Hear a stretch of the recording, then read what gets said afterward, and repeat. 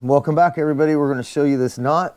This is my bait loop, but it's also for my drift setup. I use this knot universally for a lot of different things. My egg loop also is the same knot and setup that I'm using for my drift setup, which you guys have seen me tie the clinch knot to the back of the shank and then run it through my floats and then right back through the eye of the hook. So this would be my drift setup.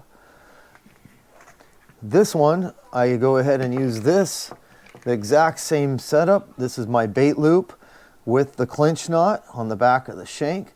And this is with a bigger hook and a bigger float.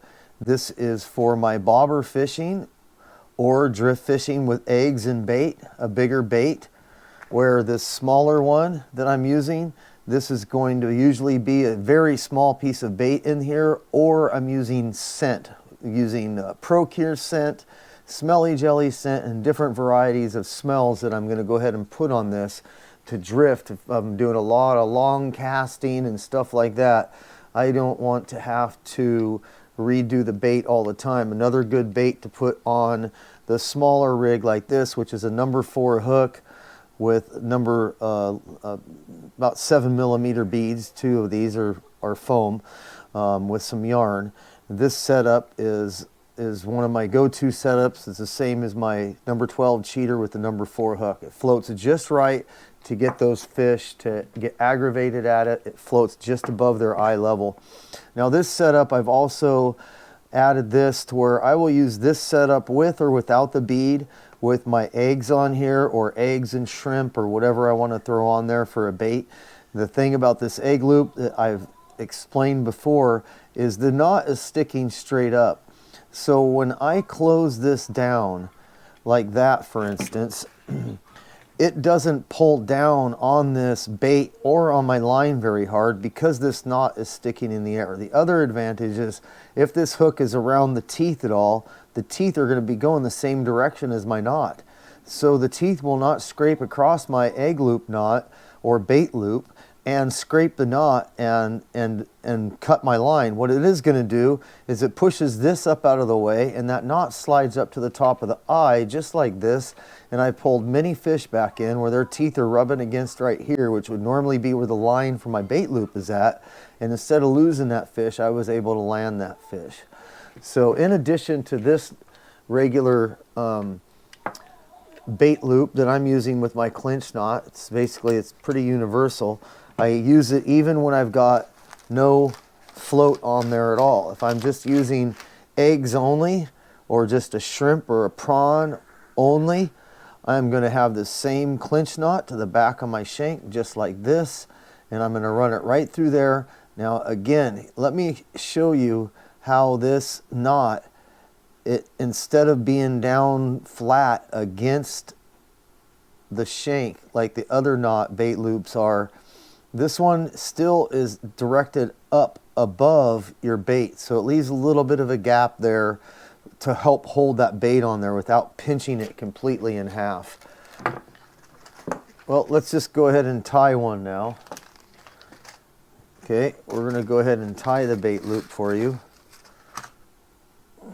One of the first things you want to pay attention to is when you get these hooks, they'll have different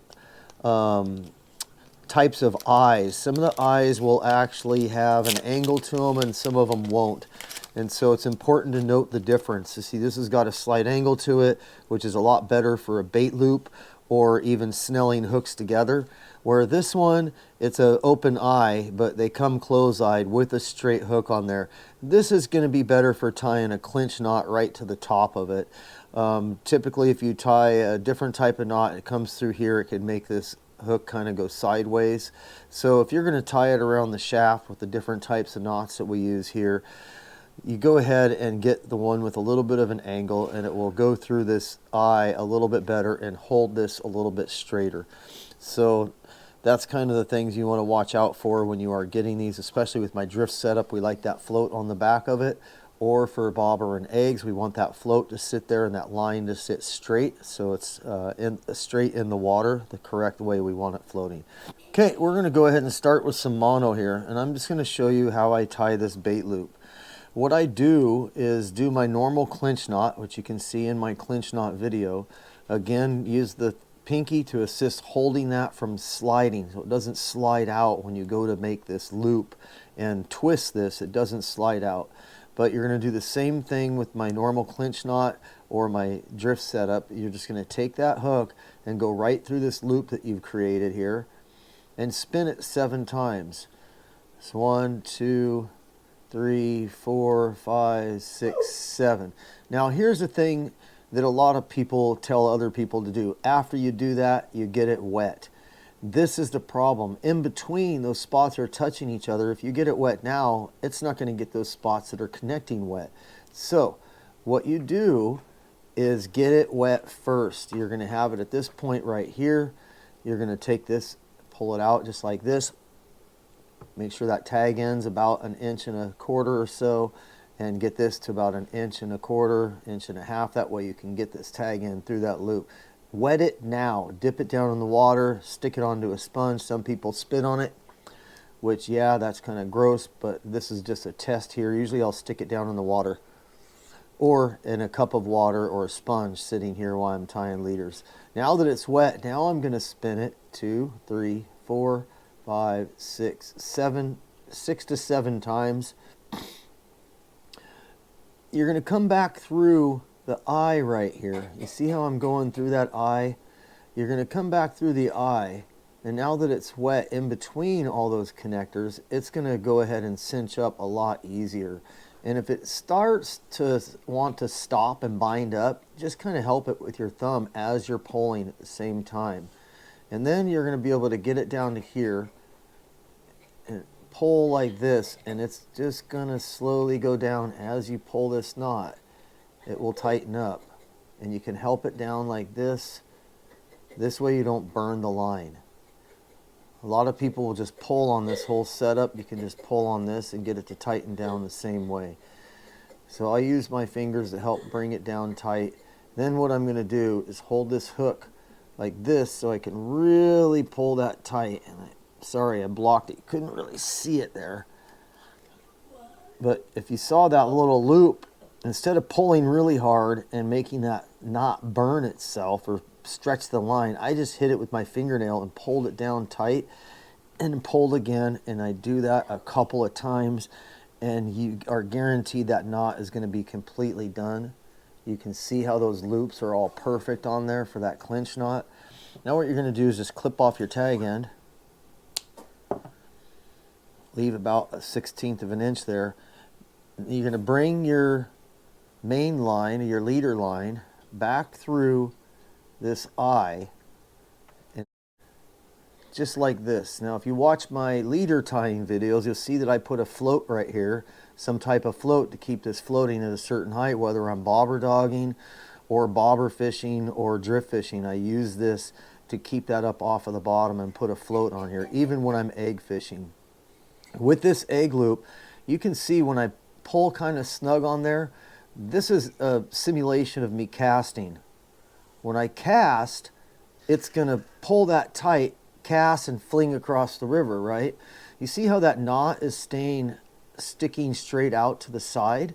It keeps a small area there that doesn't pinch your bait completely in half. The other bait loops wrap around themselves and they come back through there and they lay flat against the knot. So when you cast or pull on something, it pulls that bait in that line and it cuts it completely in half, and then you've got to rebait. This is just number one reason that I like to use this loop for bait fishing, for a bait loop, as well as for my cheater or corky or bead that I put on there if I'm using no bait and just scents. I can hold a cheater, a corky, or a bead on the back here, and when I'm fighting a fish, as you can see, that knot is not laying completely flat. People wonder how that doesn't break my line. It's because that knot helps keep that from pulling too tight against whatever you're using as a float. Again, I use it for my egg loop, my bait loop, my drift setup with my floats. I'm pretty much universally using this clinch knot and this bait loop for everything that I throw, unless I'm putting a lure on or a spinner or a spoon. If I'm throwing eggs, if I'm throwing scent, if I'm throwing just a cheater or a bead, this is how I'm doing it, guys.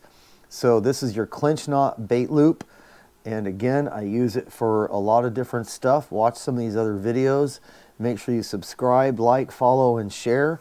That's how we're going to keep these videos going, is sharing them and getting them out there so I can get the views, get the watch hours. Hope this helps you guys out, and stay tuned for the next one. I'm going to go over all the different types of hooks with the hooks and the different angles on them and why I use certain hooks with some angle to them versus none at all. Have a good afternoon and see you on the next one.